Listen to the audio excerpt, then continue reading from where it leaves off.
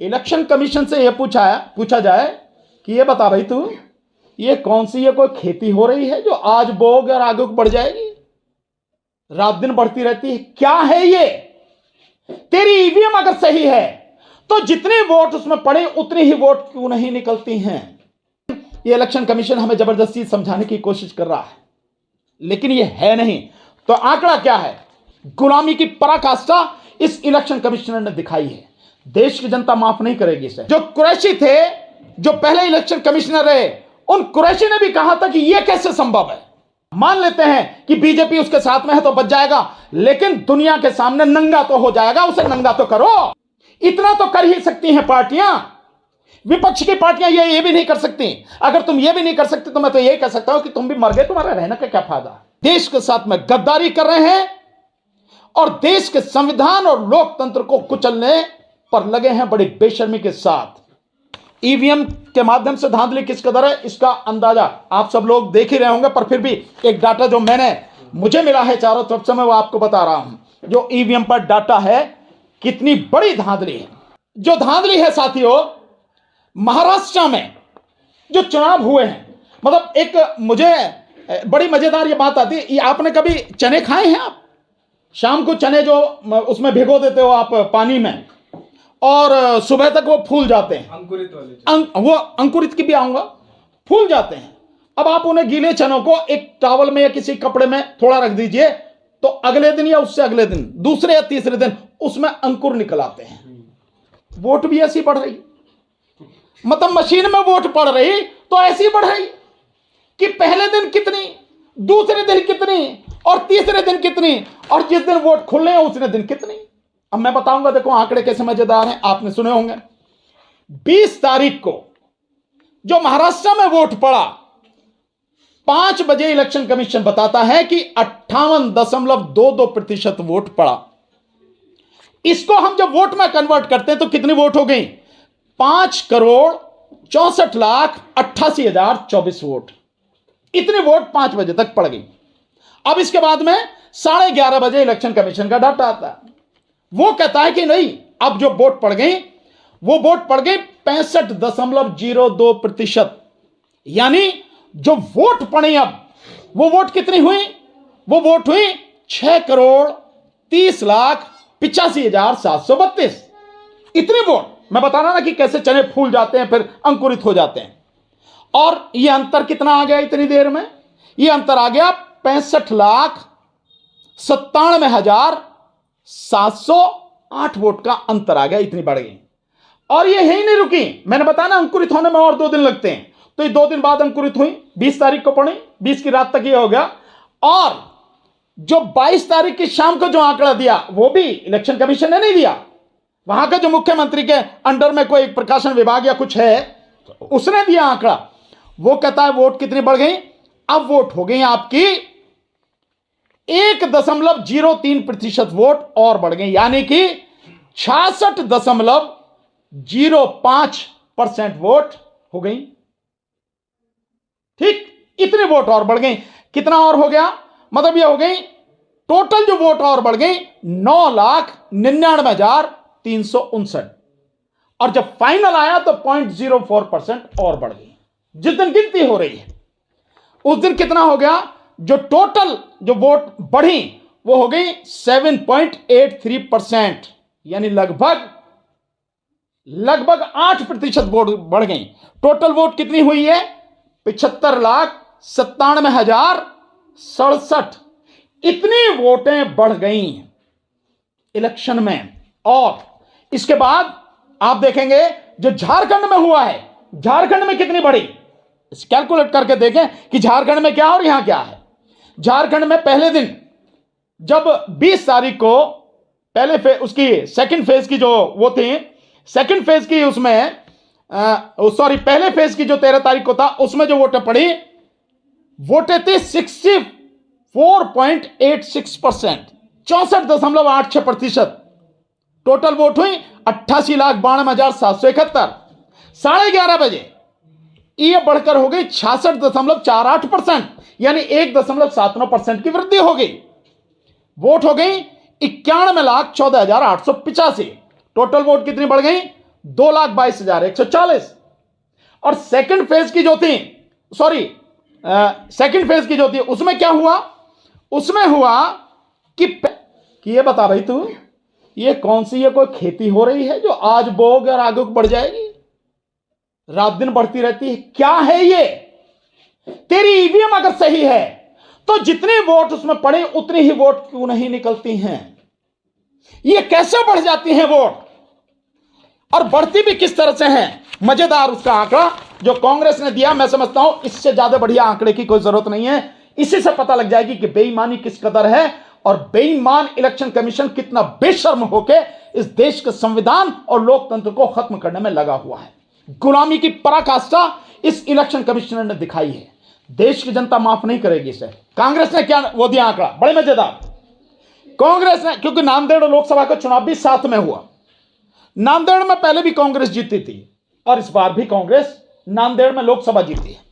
उसी नांदेड़ लोकसभा में 6 विधानसभाएं हैं, यानी नांदेड़ लोकसभा कांग्रेस ने जीती और 6 की 6 विधानसभाएं बीजेपी या महायुति के जो और गठबंधन है उन्होंने जीती। है ना मजेदार बात?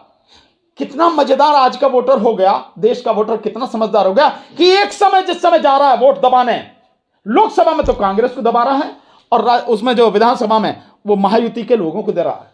बड़ी मजेदार बात। ऐसा संभव नहीं है, लेकिन ये इलेक्शन कमीशन हमें जबरदस्ती समझाने की कोशिश कर रहा है, लेकिन ये है नहीं। तो आंकड़ा क्या है? कांग्रेस को मिली लोकसभा में 5,86,788 वोट हैं, बीजेपी को 5,85,331 वोट हैं, हार गई बीजेपी। अब इसी में जो 6 विधानसभाएं हैं, एक विधानसभा का नाम है बोखर, दूसरी नांदेड़ नॉर्थ, तीसरी नांदेड़ साउथ, चौथी नालगांव, पांचवी देगलूर और छठी मुखेड़। ये 6 विधानसभाएं। बोखर में कांग्रेस को मिली 82,636 वोट, बीजेपी को 1,33,187 वोट।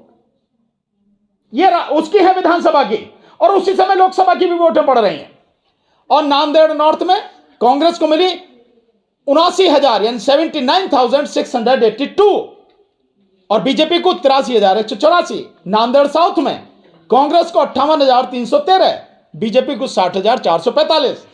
नालगांव में कांग्रेस को 81,563, बीजेपी को 1,29,192 वोट।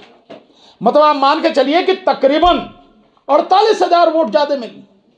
और देगलूर में कांग्रेस को मिली 64,842 और उसको बीजेपी को 1,07,841।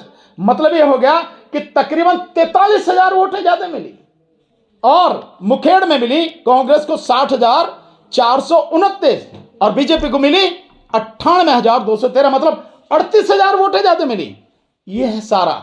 यानी कि इसको अगर विधानसभा को टोटल करें तो 6 की 6 विधानसभाओं में वो लोग जो कांग्रेस को वोट देकर जिता रहे हैं लोकसभा में, यहां विधानसभाओं में उसको मिली कांग्रेस को 4,27,465 वोट। बीजेपी को जिसे हरा रहे हैं उसे विधानसभा में वोट दी 6,12,062।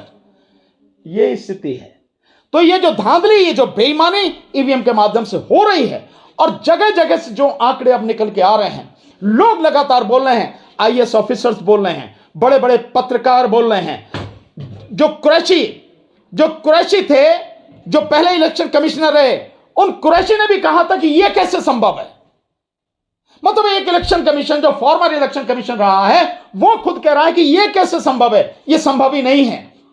क्या इसके बाद भी इसमें कोई शक रह जाता कि इस देश का वर्तमान इलेक्शन कमिश्नर राजीव कुमार और उसके साथ में बैठे हुए 2 और इलेक्शन कमिश्नर इस देश के गद्दार हैं, देश के साथ में गद्दारी कर रहे हैं और देश के संविधान और लोकतंत्र को कुचलने पर लगे हैं बड़ी बेशर्मी के साथ। मैं कांग्रेस के साथियों से और पूरे विपक्ष से एक निवेदन करता हूं, बहुत जरूरी। और निवेदन मेरा यह है कि तुम कुछ नहीं कर सकते अगर तुम्हारे बस की कुछ भी नहीं है विपक्ष से, तो इतना तो कर ही सकते हो। क्योंकि जिस तरह से मैंने देखा कि कांग्रेस की कल प्रेस कॉन्फ्रेंस हुई पर ईवीएम का नाम स्पष्ट रूप से उन्होंने नहीं लिया। जब आप आंदोलन की बात कर रहे हो और माननीय खड़गे साहब जो राष्ट्रीय अध्यक्ष हैं कांग्रेस के, वो कह रहे हैं कि हमें कुछ नहीं चाहिए, हमें बैलेट पेपर से चुनाव चाहिए, इसका मतलब ईवीएम नहीं चाहिए। तो बोलते क्यों नहीं आप सीधे सीधे ईवीएम? पर कल का जो प्रस्ताव है उसमें ईवीएम की बात कहीं नहीं। हाँ, आंदोलन चलाने की बात आप कह रहे हैं, तो ईवीएम के खिलाफ क्यों नहीं बोलते आप? सीधा सीधा बोलिए ईवीएम के विषय में और बताइए कि इलेक्शन कमीशन बेईमान है। जब मैं कह रहा हूं तो आपको कहने में क्या दिक्कत हो रही है कि इलेक्शन कमीशन बेईमान है? क्या दिक्कत है इसे कहने में? बेईमान है तो है। सो मेरा विपक्ष के साथियों से और कांग्रेस से विशेषकर नाम लेके कह रहा हूं, कांग्रेस के राष्ट्रीय अध्यक्ष माननीय मल्लिकार्जुन खड़गे जी से, कांग्रेस के नेता राहुल गांधी जी से, माननीय सोनिया गांधी जी से, प्रियंका जी से, और इसके साथ साथ समाजवादी पार्टी के राष्ट्रीय अध्यक्ष माननीय अखिलेश यादव जी से, टीएमसी के प्रेसिडेंट ममता बनर्जी जी से, जो डीएमके के प्रेसिडेंट से एमके स्टालिन साहब जो मुख्यमंत्री हैं उनसे, बाकी तमाम विपक्ष से मेरा इतना कहना है, ये जो सब कुछ है ये अनुच्छेद 324 के तहत इलेक्शन कमिश्नर की जो ड्यूटी है, इलेक्शन कमीशन की जो ड्यूटी है, उस ड्यूटी को उसने निभाया नहीं, उसके विरुद्ध काम किया है। उसकी ड्यूटी थी कि जितने भी लोग 18 वर्ष के हो गए इस देश में उन सब की वोट हो, ना तो सबकी वोट बनी और गलत वोट उसमें हो नहीं, फर्जी, यह भी उसकी जिम्मेदारी है। और दूसरा उसकी जिम्मेदारी है कि चुनाव फ्री, फेयर एंड ट्रांसपेरेंट, यानी स्वतंत्र, निष्पक्ष और पारदर्शी चुनाव कराए, जो नहीं हो रहा, बेईमानी सबके सामने है। तो उसने अपने कर्तव्य का पालन नहीं किया जो संविधान के अनुसार है। और संवैधानिक पद पर बैठा हुआ कोई व्यक्ति अगर अपने कर्तव्य का पालन नहीं करता है, संविधान के विरुद्ध काम करता है, उसको हटाने की प्रक्रिया है महाभियोग। ये विपक्ष के पास इतने एमपी तो हैं ही, बस 340 के आसपास विपक्ष के पास एमपी है कि नहीं है? ये सारे एमपी मिलके इलेक्शन कमिश्नर के खिलाफ महाभियोग का प्रस्ताव लाएं, महाभियोग का प्रस्ताव पर चर्चा कराएं, और भी कुछ नहीं होगा। मान लेते हैं कि बीजेपी उसके साथ में है तो बच जाएगा, लेकिन दुनिया के सामने नंगा तो हो जाएगा, उसे नंगा तो करो। इतना तो कर ही सकती हैं पार्टियां, विपक्ष की पार्टियां ये भी नहीं कर सकती। अगर तुम ये भी नहीं कर सकते तो मैं तो ये कह सकता हूं कि तुम भी मर गए, तुम्हारा रहने का क्या फायदा? तुम फिर देश के लिए क्या करो, देश की जनता के लिए क्या करो? फिर तो तुम यहां एमएलए एमपी बनने के लिए आए हो, चांस लग जाए तो मंत्री, प्रधानमंत्री, मुख्यमंत्री ये बनने के लिए आए हो, और किसी के लिए तो नहीं आए ना। तो इतना तो कर ही सकते हो, क्योंकि ये तो एमपी ही करेंगे और इतने एमपी तुम्हारे पास हैं, सारे मिलकर कर सकते हो। महाभियोग का प्रस्ताव लाओ और संसद में महाभियोग पर चर्चा कराओ, इतना करो।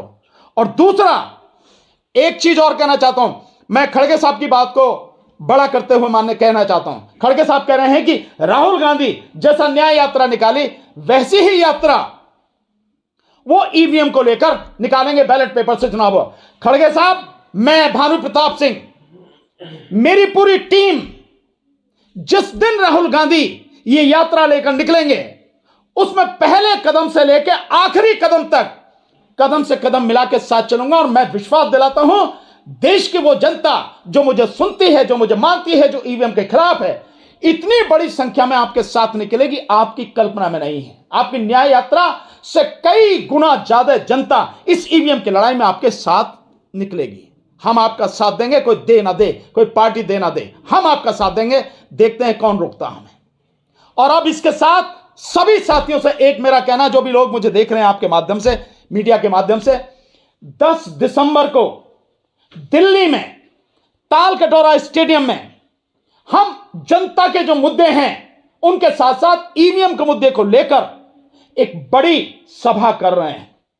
मैं उन सबसे, जो लोग मुझे देखते हैं, जो मुझे मानते हैं, और इसके बाद में जितने लोगों के कमेंट आ रहे हैं, लगातार फोन आ रहे हैं, मैं सबसे निवेदन करता हूं, अगर मुझे मानते हो, मेरा सम्मान करते हो, चाहते हो कि ईवीएम हटे, तो 10 दिसंबर को 11 बजे दिल्ली में ताल कटोरा स्टेडियम जो राम मनोहर लोहिया हॉस्पिटल के सामने है, उसमें आइए, बड़ी संख्या में आइए, बड़ी तादाद में आइए। उस दिन 10 दिसंबर को हम उस ताल कटोरा स्टेडियम से ये ईवीएम की लड़ाई कैसे चलेगी उसकी घोषणा करेंगे। और एक बात आपको अभी बता दे रहा हूं सभी साथियों को, कि उसमें उसके तुरंत बाद, ताल कटोरा स्टेडियम की मीटिंग के बाद 15 दिसंबर से पहले दिल्ली में, क्योंकि फरवरी में चुनाव है, दिल्ली में पूरी दिल्ली की यात्रा की जाएगी और यह 10 और 15 दिसंबर के बीच में ही शुरू होगा। जो लोग इस यात्रा में शामिल होना चाहते हैं, मैं एक नंबर दे रहा हूं उनको, इस नंबर पर मैसेज करके बताएं मुझे, जो भी शामिल होना चाहते हैं। और अगर आप शामिल नहीं होंगे तो मैं ये मान लूंगा कि आप भी सारे के सारे मुर्दे हो, सिर्फ बोलते हो और कुछ कर नहीं सकते। नंबर है 9667222062। दोबारा से बोल रहा हूं, 9667222062। ये वही नंबर है जो हमने उस समय जारी किया था पीछे मिस कॉल के लिए, वही नंबर है। ये मेरे पास है नंबर। जो भी साथी इस यात्रा में, पूरी दिल्ली की यात्रा में ईवीएम से चुनाव ना हो दिल्ली का, इसके लिए साथ देना चाहते हैं, सड़क पर आए, हमारे साथ आए। नहीं तो फोन करने की जरूरत नहीं है, मैसेज भेजें इस नंबर पर। हिंदी में बोलता हूं उसको, 966 77 22 062। ये नंबर है, इस पर मैसेज भेजें कि हम इस यात्रा में शामिल होंगे। अपना नाम पूरा पता लिखकर भेजें साथियों। यात्रा शुरू होगी और यह लड़ाई अब पूरी जबरदस्त तरीके से, अभी पहली जो यात्रा होगी वो दिल्ली में, उसके बाद पूरे देश में किस तरह से यात्रा होगी, कहां से शुरू होगी, कहां कहां तक जाएगी, ये सारा 10 तारीख को हम आपको बताएंगे। बहुत बहुत शुक्रिया, आप सब आए।